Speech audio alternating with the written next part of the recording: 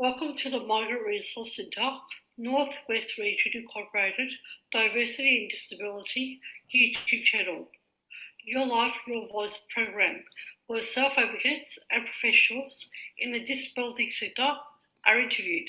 The Diversity and Disability Project would like to acknowledge the traditional owners of the land on which we work and live and recognise their continued connection to land, water and community. We pay respects to elders past, present and emerging. Nothing about us without us. We pay respects to all self-advocates who have worked hard over the years and still working tirelessly for their rights, supporting others with disabilities and human rights for all. This channel is for people with disabilities who aspire to seek self-advocacy role models to inspire change in their everyday lives. Nothing about us without us. Choice and control are central themes. Every interview is as unique as you and I. And it has our fundamental universal human rights ethos of respect for persons with disabilities, having their views heard and acknowledged. After all, it's all in the name. Your life, your voice. Be the voice of change in your life.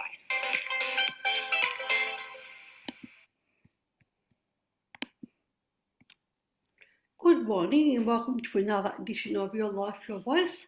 I'd like to welcome my wonderful co-host, Larissa McFarlane. Welcome, Larissa. How are you doing? Hi, Julie. Good to be here. Wonderful. And today we have a guest speaker, Rebecca Feldman, who is part of Belonging Matters and is a person with a disability and is a lived experience practitioner. Welcome, Beck. How are you doing? Good. Thank you, Julie. Thank you. Great. What a wonderful topic we have today. So we'll just kick off with some questions. Larissa, would you like to ask the first question? Sure. Beck, can you tell me a bit about yourself? So I work for Belonging Matters. I'm also at Urella. So two roles in different organisations. I'm also a woman with a disability, a queer woman with a disability. I am by background Anglo-Australian, I guess. Yeah.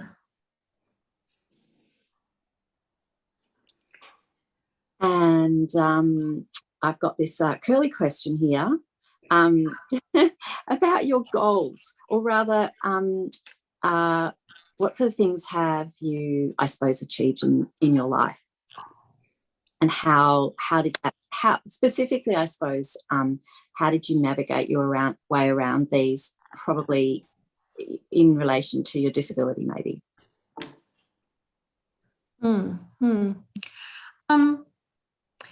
I mean, I guess I've been fortunate to have, the privilege of higher education and a lot of opportunity that's given me income, which also gives people opportunity. So I feel like I have, and I was, part of the mainstream community for the majority of my life, I guess. And so I have been able to achieve a lot of those milestones of moving out and achieving work and a range of roles. But I guess it's maybe been the contribution, particularly to the disability community, that, as I reflected on this question, was most proud of. So things like, I guess, my work with the LGBTIQA plus community at Urella now, my work at Belonging Matters, helping people think about and envisage and establish home. I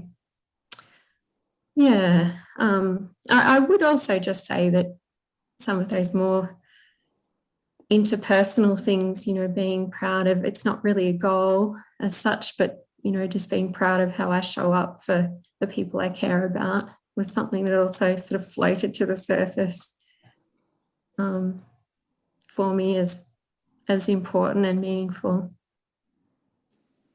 So sometimes it's those concrete goalpost things, and sometimes it's how you get to show up in the world, I guess.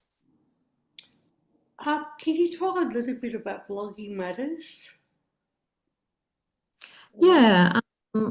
So for those of people that may not know Belonging Matters, it was established in 2003 and was really about people in families and people with disabilities who are seeking an alternative to a lot of segregated settings and opportunities that are offered to people with disabilities, and in some respects really still are. So how could people have rich and ordinary and meaningful lives that were about them and what they wanted to achieve or what they might hope for?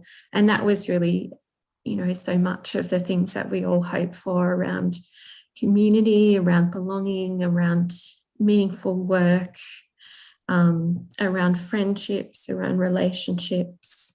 So my work specifically has been in the space around creating home. Do you have any comments, Larissa, about that at all? Sorry. Sorry, I shouldn't do that. So anyway, so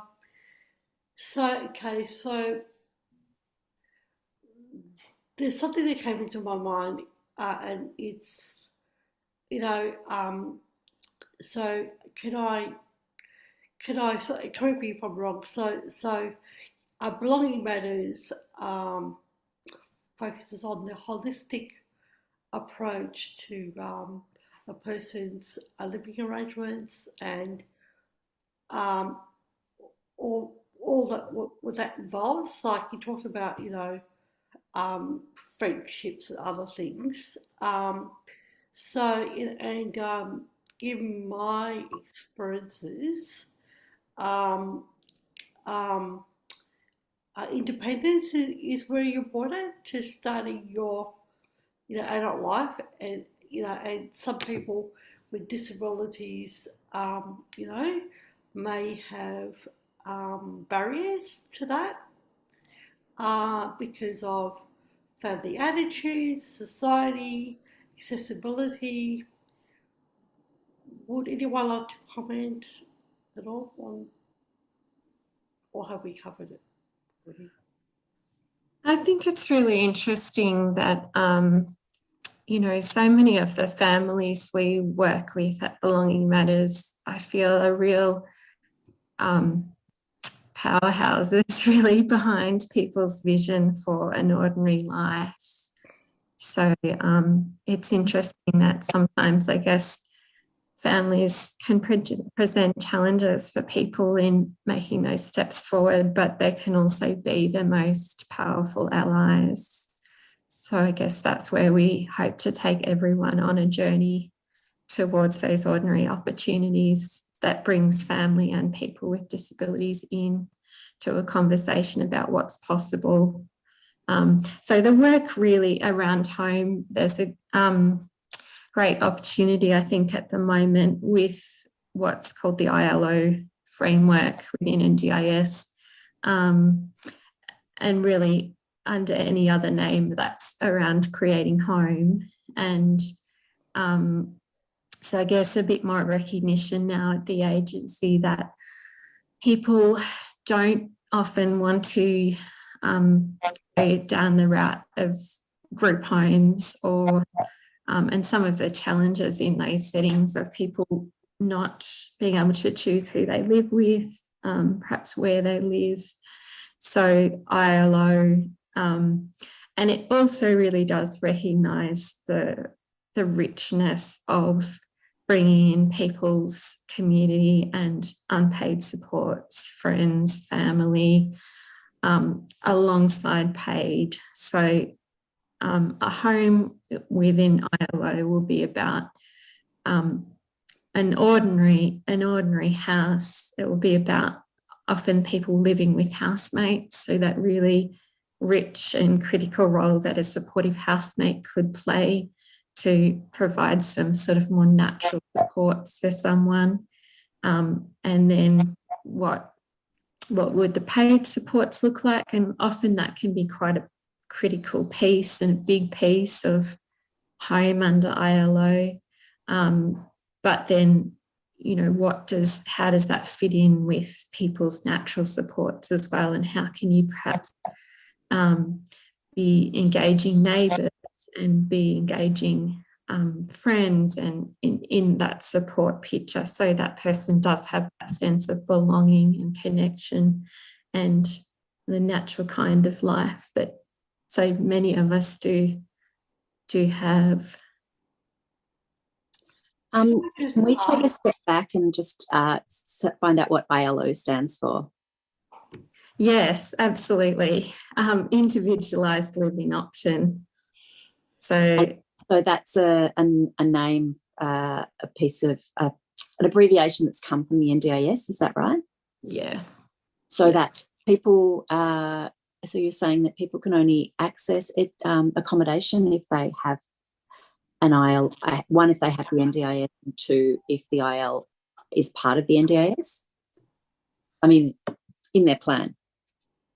Yeah, so people don't necessarily need to have ILO funding in their plan to do the work that we would help them with, or that other organisations might help them with around home. But I guess there is that framework there, and the NDIS is talking about it, and planners are talking about it and saying, you know, hey, look, there is this funding structure, and we're, you know, would you like to start to take this journey? And part of the funding is also around what they call explore and design. So it all sounds a bit bureaucratic, but the explore and design piece is around helping people envision what home could look like.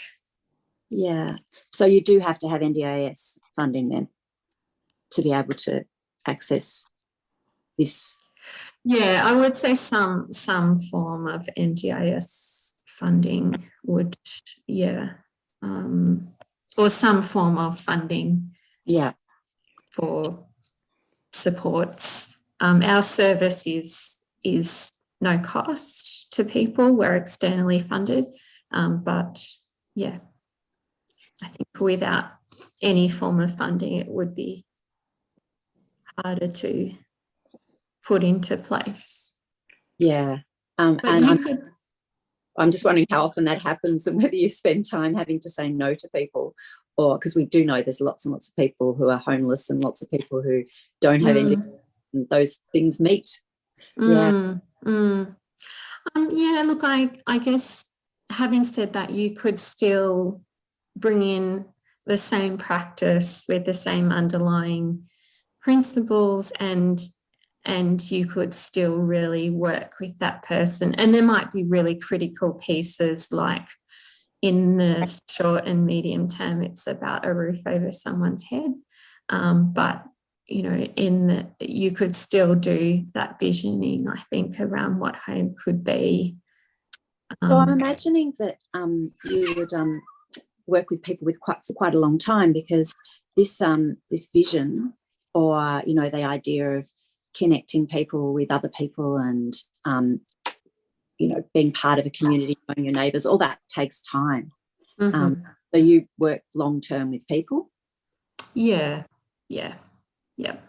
It can certainly take time to do that work, and even, you know, helping people understand that it is possible can be a big piece. Yeah, that's good to hear. I sort of have this impression, my own experience and those of people I know, is that, you know, most sort of services that you use, even now the NDIS is here, but they're often very short term, and that's sort of like, here's the thing, see you later, goodbye, good luck, and you just fall over and you're back where you started, and and then you don't have access again to the service because you've already had it, though it didn't work. Yeah. Sort of support to see it through. Yeah. And I think, that is the challenge for services in a fee-for-service model, an environment where, hours are limited, funding is limited, but, we're fortunate to be externally funded, and Belonging Matters certainly does work with people over sometimes very long periods. Yeah. As they go on a journey up to all these milestones. It might be work, it might be housing, it might be. Can I just ask a follow-up question? So there's accommodation that's shared, and there's a term called SDA, Special Disability Accommodation, and also mental health is considered a disability also, and I believe is funded via the NDIS. Correct me if I'm wrong, because I'm actually not on the NDIS, but I believe that's the case. And as we know, or a lot of people know, and maybe some people may not know, is that living with people can sometimes present challenges. So, are there options for people that may need to live alone? Yeah, so ILO can still be about people living on their own, and having a suite of supports and people and community come in. Yep. Okay, that sounds wonderful. How about we move on? So, Beck, how did you empower yourself to achieve your goals? We may have covered a little bit with education and some of the other things, and if we've covered it, just let me know. But would you like to add to that at all? Yeah, I mean, I guess being part of, going through mainstream education, mainly, I wasn't really in the disability community early on in my life. So, and, I think it would have been great if I was, but I just wasn't connected then. I guess just seeing my peers progress through lots of different milestones, you have a natural prompt, I guess, to, the next thing is. And, I certainly recognise there's a lot of privilege in that.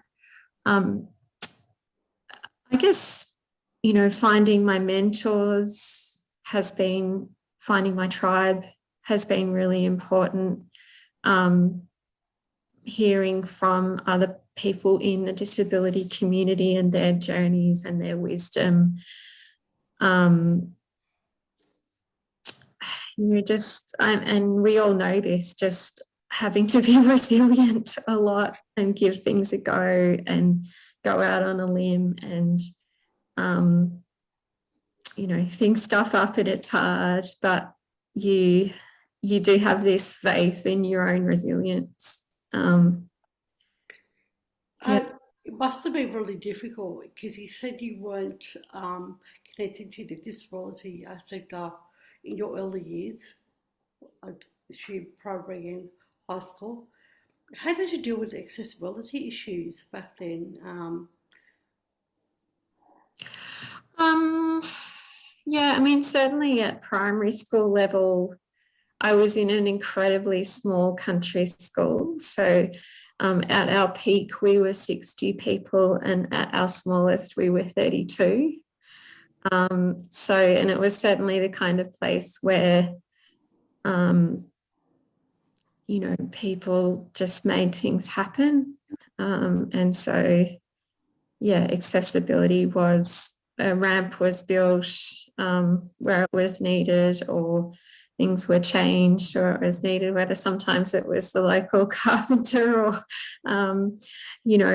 but it was, yeah, I guess it was made to happen. I guess, there was some other challenges at that time around bullying, for sure, particularly in early high school and primary school. So again, even then, I think it was about finding my people and finding my tribe and letting the people I didn't want to bother with go. Bullying is very hard to manage. So how did you come to, I don't know, connect with the disability community, and was it gradual, and did it have an impact on your own identity? Yeah, absolutely. I mean, I was fortunate to be involved and sort of fall into advocacy in my early 20s, being involved with the Youth Disability Advocacy Service.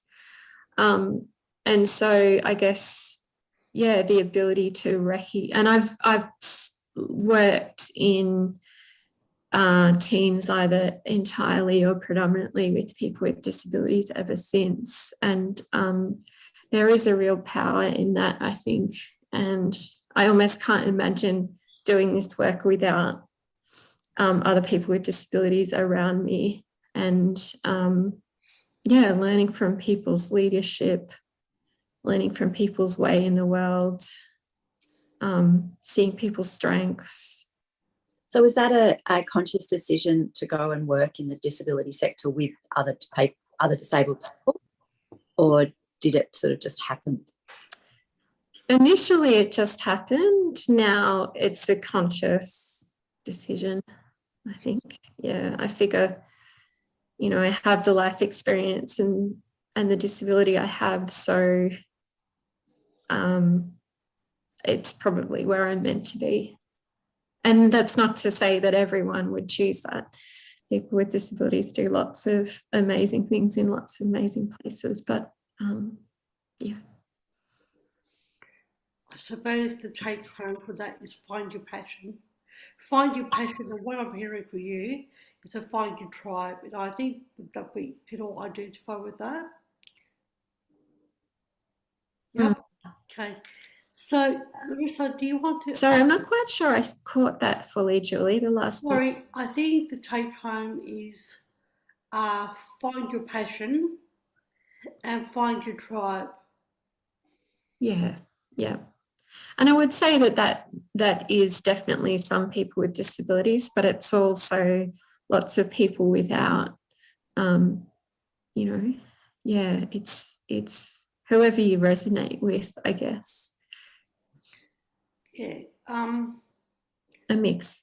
I was told by my early years of working with diversity disability, I was sort of like gained a lot of information from that and being involved in the sector quite a long time now.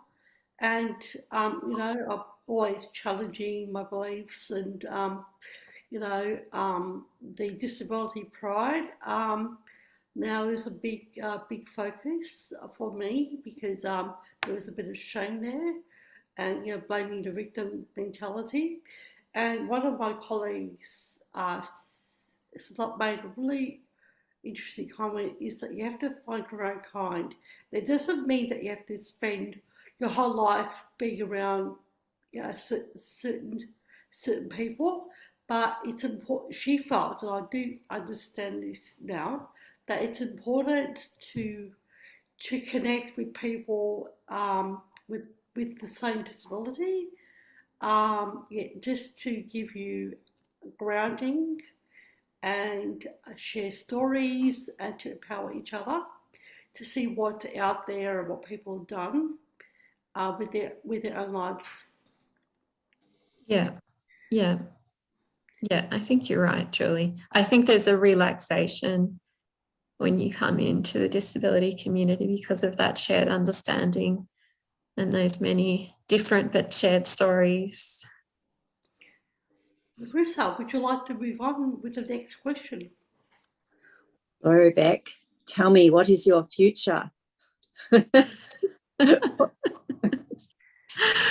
Oh gosh, when I thought about this question, actually, what came up, I think I feel like I have a real theme of balance at the moment. My body's telling me get into balance or I won't do well.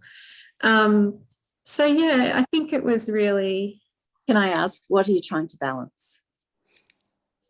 What am I trying to balance? Yeah. Look, I would say my health needs, my disability needs, and my want to make a contribution in the world. So, yeah, if I don't acknowledge those things, things can go a bit pear-shaped in terms of my health. So, yeah, it was really about, I guess expanding my contributions in the world. I feel like it's a really good time in both my roles to do some really meaningful work. But then how do I keep the right kind of energy around that for myself? So, if I'm not feeling well and fairly vibrant, if I'm feeling strung out and sleep deprived and exhausted and in pain, then, I've got to check and balance something. So doing good work, but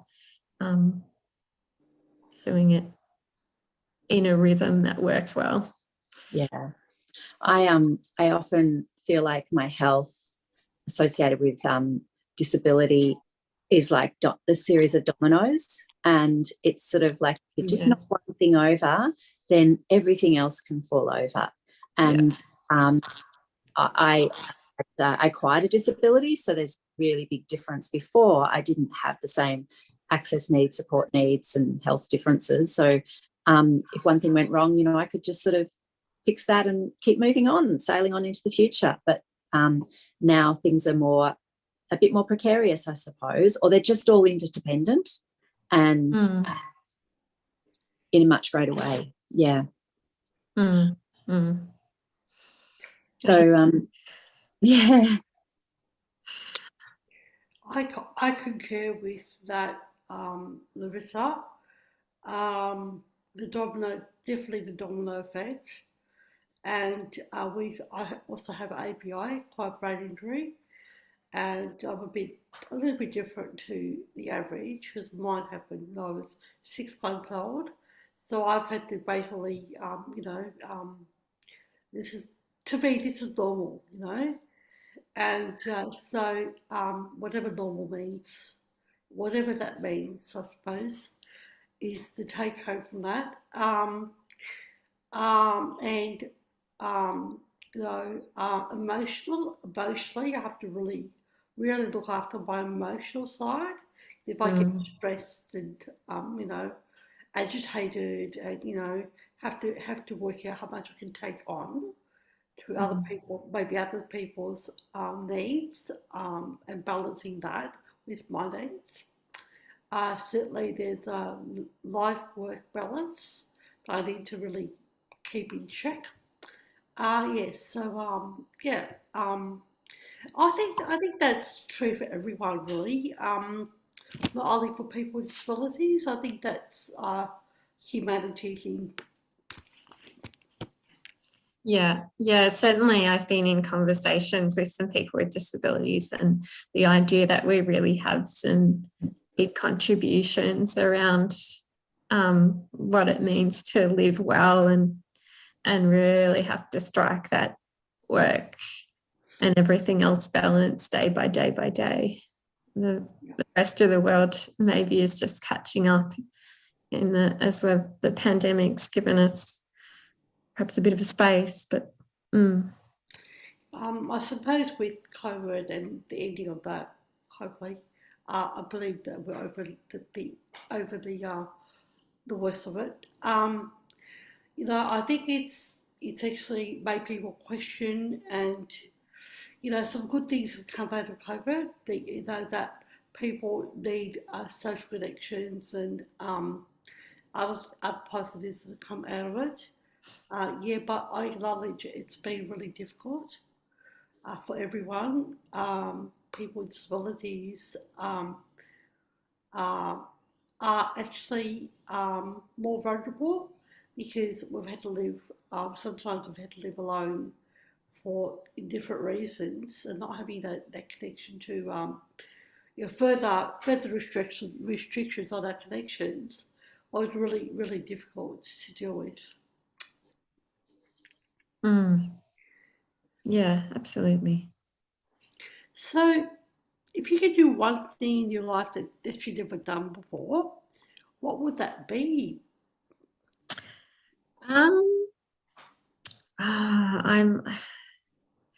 I'm considering, with the help of a government scheme that's out at the moment, moving into the Melbourne housing market.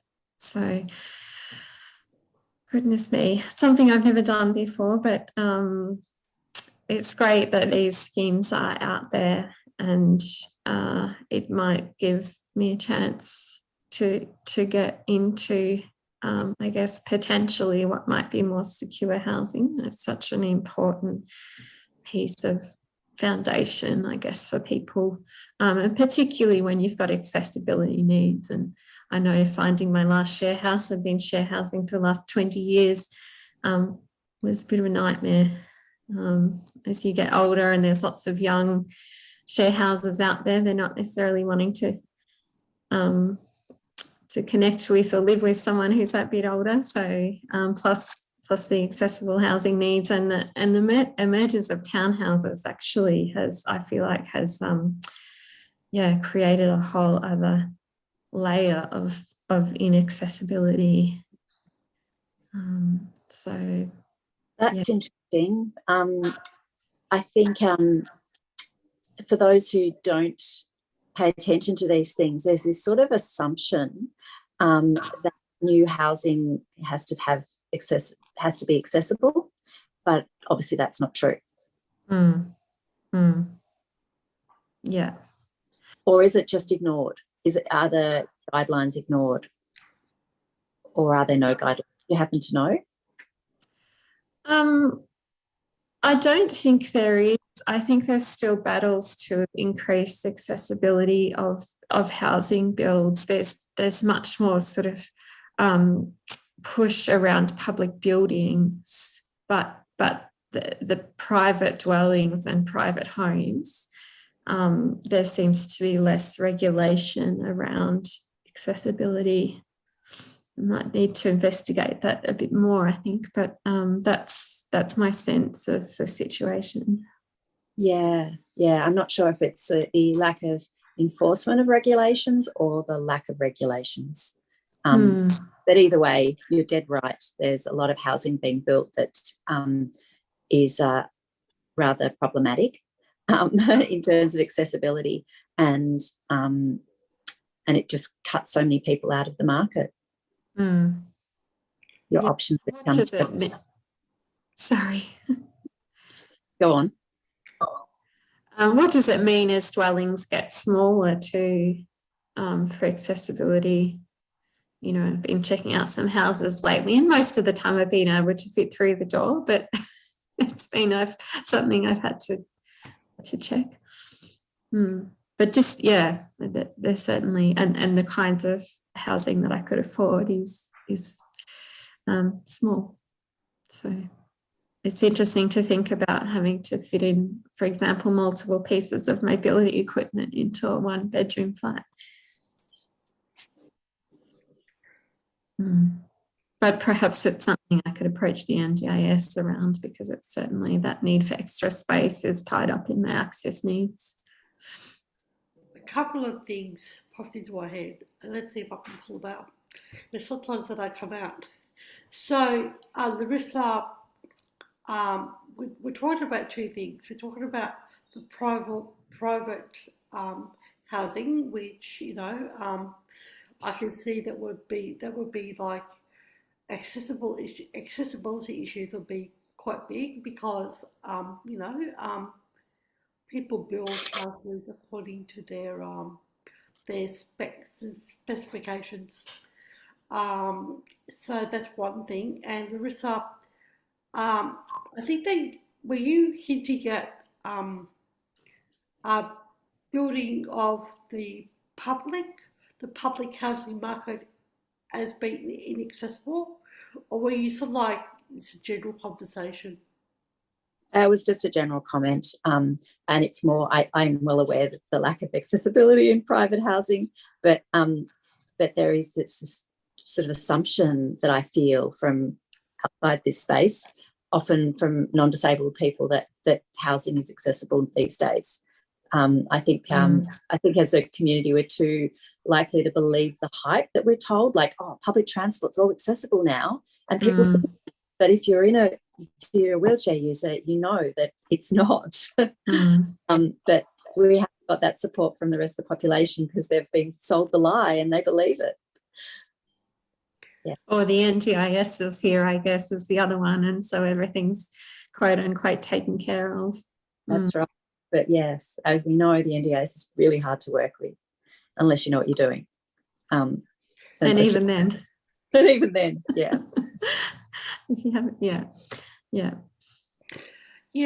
Something else came into my mind, but that's what it is. So I'm really passionate about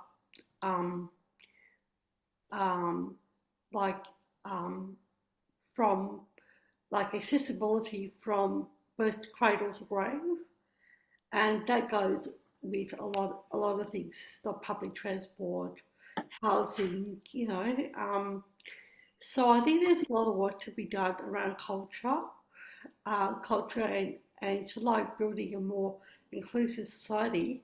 And it'll benefit everyone because, people get old, people have accidents, people end up with walking sticks or, other devices.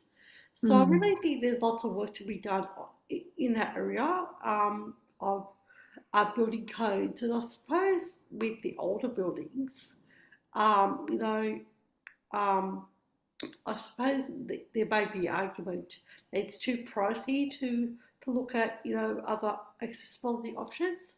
But I tend to think it's a bit of an excuse. So I think if we start with the public buildings and sort of work out those accessibility needs, I think they can work as a blueprint for other public buildings, and then over time they can extend to like other areas, private housing and other areas of that affect accessibility. I mean, it's interesting to reflect on people's capacity for connecting with community, friends, family, home and belonging when so many houses are inaccessible. Yeah, absolutely. And, the areas closer to the city are a lot older. So that poses a lot of questions, a lot of other barriers. Like, I don't know, places could be heritage listed, that sort of issues. I'm not sure of the standards of older buildings, but it could pose a barrier. But what a great goal that would be, Beck, to have your own pad. Yeah. A great goal. Yeah. Yes, absolutely. We'll see. Yeah. So what barriers would you like to see Australian society remove for people from, DD are primarily coal-based, but let's just say people with disabilities, cold people with disabilities? I guess that people are just have whether it's I guess broadly the same opportunities, the opportunities they really want and value, they have access to those and can make their way towards those in the same way that someone who, in the case of coloured communities was of an Anglo background, I guess, would be a general vision of mine as a non-Australian someone from a non-coloured background. I guess also people leading that conversation in their community, having a voice in their communities, but then leading the conversation in their communities about inclusion and about really, I guess, how we can all live well. We do live well in lots of ways, but I've just been listening to an environmental podcast this morning, and we also don't live well in lots of ways in this modern world. So how can we bring all diversity into those conversations to find a way forward together, I guess. Yeah, good point, yeah. Larissa, would you like to continue on, please? Sure. I'm thinking about how do we get those diverse conversations happening. I'm not expecting you to have the answer, but we asked you a question and you just posed a question back at us. But I suppose that's the eternal question. So the next question you could just answer the same way, but what's your vision for disabled people in Australia in 20 years' time? Really that we're leading, I think. I mean, I'm quite focused on organisational leadership at URALA, and we're really trying to look at what would it be like to get to a significant proportion of people with disabilities across the organisation in all roles and in leadership. So I guess just broadening that out, and that people at least at 20% are present and are heard and have the chance to contribute their gifts. Yeah. Yes, it's a problem everywhere. I work in the arts, and it's a common conversation how there's lots of disabled people who are artists, but very, very, very few in positions of leadership, particularly in arts organisations. And it's almost like the only way you can be a leader is if it's a disability arts organisation. But even then, there's no disabled people. Even then, leadership. But that's like as much as we could hope for. But really, why shouldn't we be leaders of non-disabled organisations? Because, as you say, we absolutely are 20% of the population.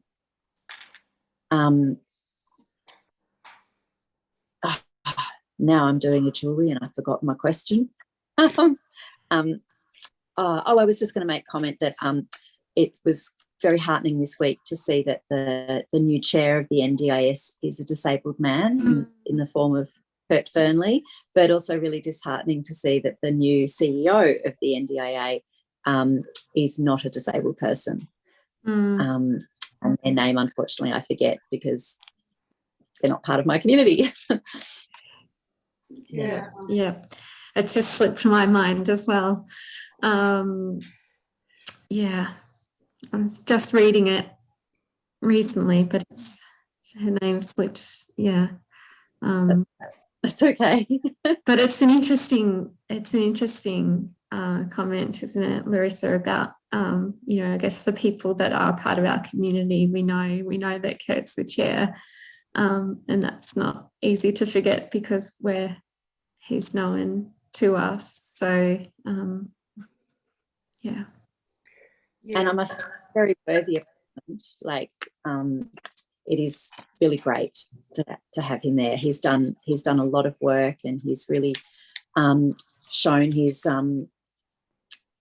his commitment and his thoughtfulness. Yeah, he's not just an athlete.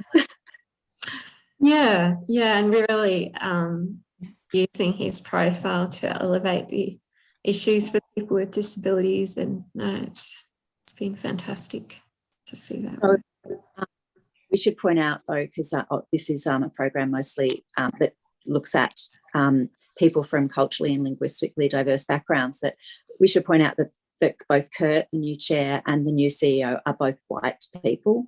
And whilst it's hard for people with disability to get into positions of leadership, it's super, super hard, extra hard for people of colour with disability to get into leadership positions. Yeah, yeah. In my community, there's a barrister, Maltese guy that is has CP, cerebral palsy, and he works in the criminal justice system. I asked him, like, why didn't you get into the human rights disability area? He said, "Oh, I lived that my whole life, and I just needed, I wanted a different challenge." But it's interesting. I've sort of picked up on your points, Lewis. I think in that, yeah, people with disability can if they have the capacity, why can't they be like chairman of high powering uh, companies and boards, and yeah, it shouldn't be just isolated to disability, their work with disability. Yes, so I just wanted to make that comment by someone in the community. Yeah. To our last question. So, in your opinion, Beck, what opportunities are available to mainstream Australians that are not there for First Nations cold people with disabilities? I mean, I feel like I guess this whole process has been a really timely reflection on how well I do understand the experience of coloured people with disabilities, and it's a very high proportion of the population of people with disabilities. How well am I able to advocate?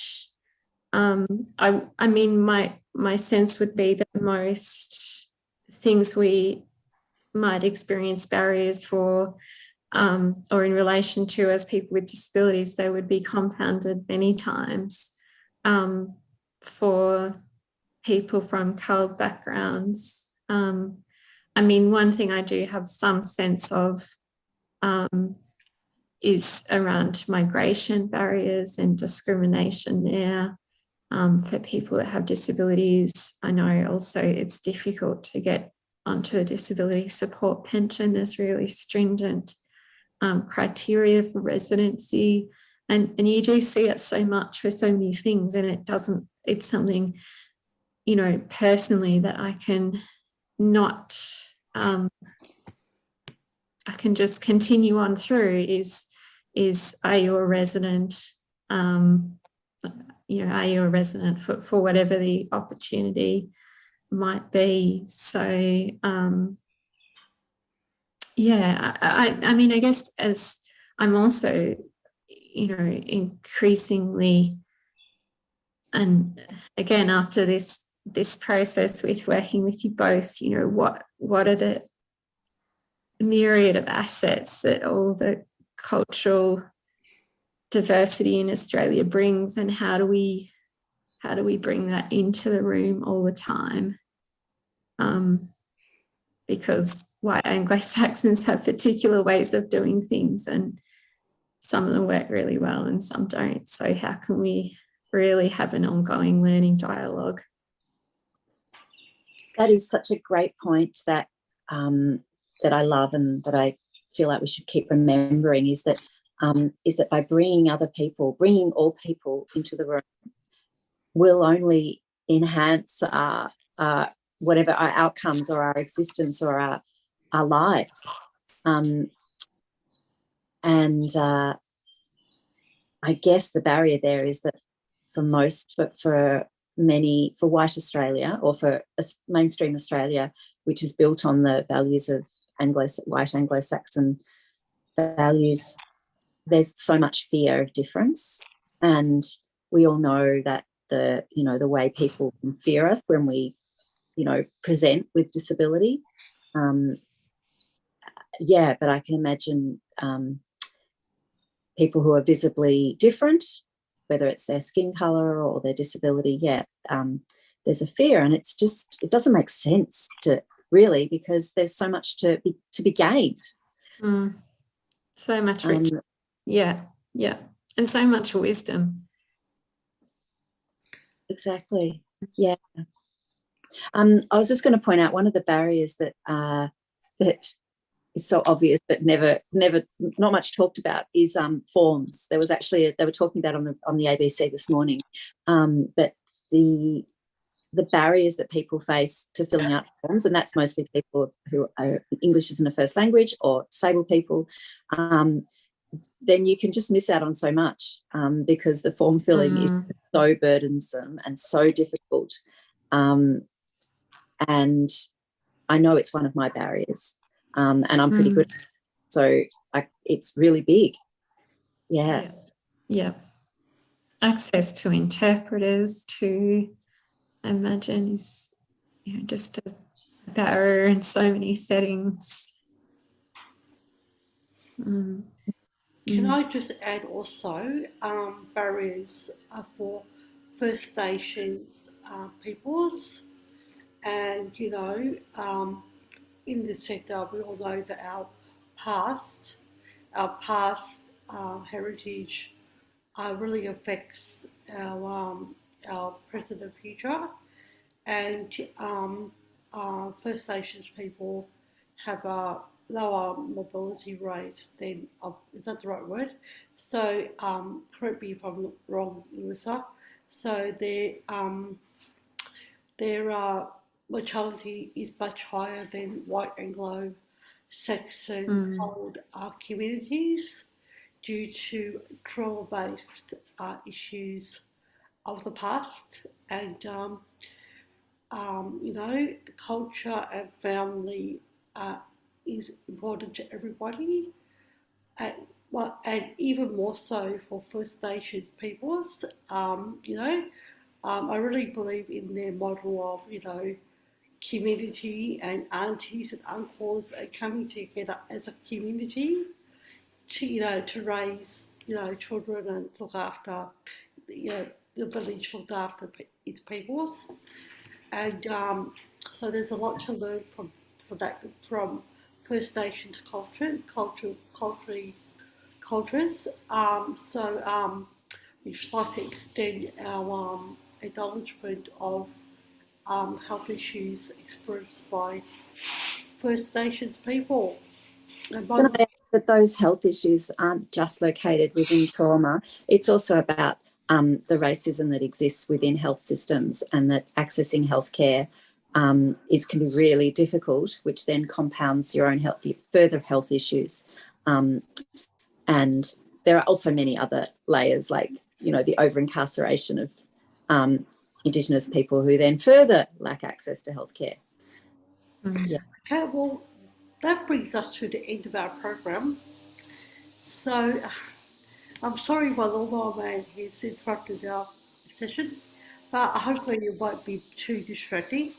So thank you, Rebecca, Feldman, for your great interview, and we'll see you again next time. Thanks, Julie. Thanks, Larissa. Thanks heaps, Beck. It was great to meet you, and I wish you very well in your future, especially around that goal. And it's been a pleasure to talk with you. Thank you. Thank you. Thank you.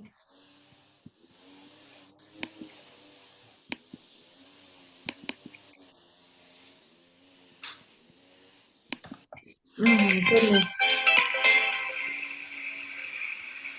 Catch us on Your Life, Your Voice YouTube channel, live every Monday fortnight or on demand. We would like your comments and suggestions on topics that you would like us to explore. Leave your comments on YouTube comment section. Please feel free to email us on dndyourlifeyourvoice@gmail.com or contact us via the Migrant Resource Centre Northwest Region Inc. Phone number 1300 676 044. 1300 676 044. Diversity in Disability is a project of the Migrant Resource Centre, Northwest Region, Incorporated, and would like to thank the management for funding this project, especially living through the COVID-19 pandemic. The pandemic has been difficult for people with disabilities living in isolation.